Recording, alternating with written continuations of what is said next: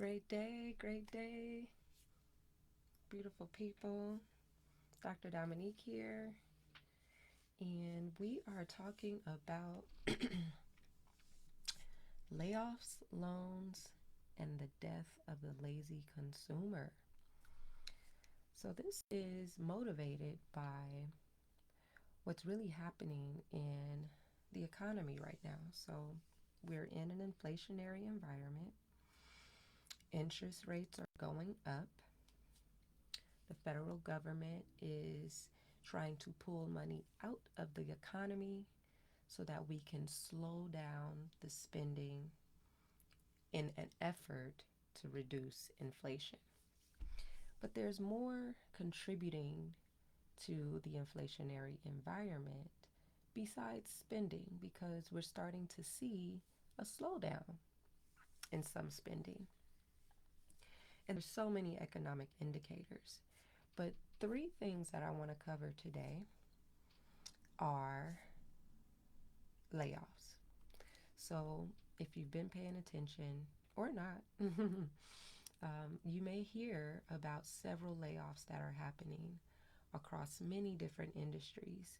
It began with the tech industry, and now we're starting to see it across really Fortune 500 companies, very large organizations. The last one I heard about this morning was Disney. And so if you're following the economy over the past 3 years, you'll realize that many companies onboarded many thousands of employees during and coming out of the pandemic because people were spending. And so when you're at home with nothing to do, you're shopping. So there were many industries that were seeing an increase in sales and profits during the pandemic simply because we couldn't leave, right? Like household items, appliances, and furniture and backyard things. People were stuck at home. So there were many home and housing related expenses that were driving demand. People were shopping. Then, as things began to cool off a little bit and we were able to get back out, all the places that we could go began to open up. And so that increased spending because we were out doing life again, right? And so that created another surge, and companies began to hire people to meet the demand of their products and services. Now, due to the inflationary environment, we're starting to see costs go up for everyone across the board.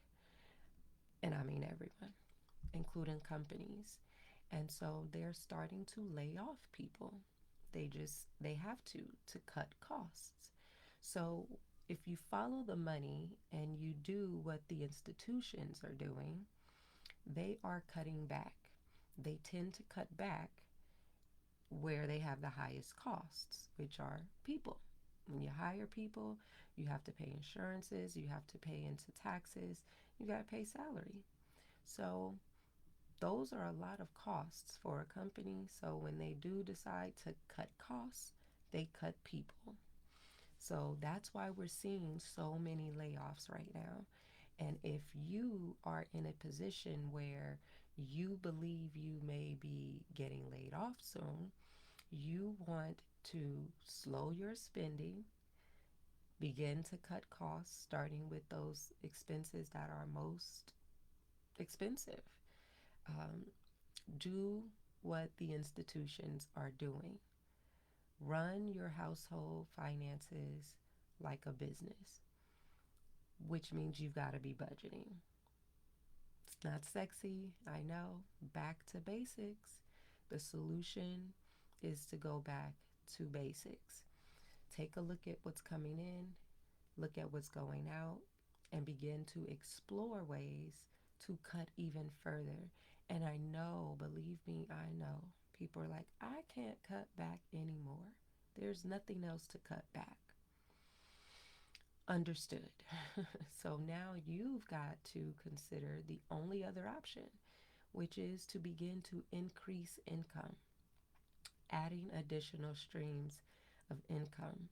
And when you do that, you want to be able to start with what's most feasible, cost effective, and easy to implement. Now, I have an income stream development course. Um, I should probably put that out. And you can begin to explore how you can methodically, not like all over the place, but methodically add an additional stream of income that's not going to stretch you too thin and that's also going to be easy to implement given the resources you currently have. And of course, your three E's: your education, your experience, and your expertise. That is how we get paid. Okay? So if you can leverage any one of those three things right now, you can begin to increase your income. It is definitely a strategy that takes longer than decreasing your expenses, and it's the more rewarding strategy because now, if you increase your income, you don't necessarily have to cut back on anything. But both strategies implemented together makes for a winning strategy. Okay, so now let's talk about loans. Loans. We are seeing an increase in loan applications. Why? Because many people are stretched thin. They are maxing out credit cards. There's nothing else to max out. So the next option is to consider a personal loan. Now, unfortunately, when you apply for a personal loan, you're going to see a hit to your credit score. You're going to get inquiries, and inquiries stay on your report for 2 years. They do contribute to your credit score at the tune of 10%. So 10% of your score is simply dedicated to any new credit that you're applying for. Doesn't even matter if you're approved for that credit. Once you give them permission to run your credit, to consider your application for approval, that inquiry has been created. So it's a bit of an unfortunate mix. You may be cash strapped, you are exploring loans. Do know that as you apply for loans, your credit will be impacted. Now, because we're seeing credit cards being maxed out, right? What does that really mean? That means it's basically costing you higher amounts of money to borrow that money. Now, if you're going to get a loan, on the other hand, now you've introduced another new expense with the idea of some form of consolidation, right? So ideally, you're using the loan to pay down the credit cards. However, if you're not able to increase your income, then you're basically going to end up right back where you were, which was you're going to get the loan, you're going to pay down the credit card, and now you're going to go back to using the credit card. So, really, you're just buying yourself time as well as digging a deeper hole that's going to cost you even more now because you got the credit cards and you got the loan payment. Pardon me.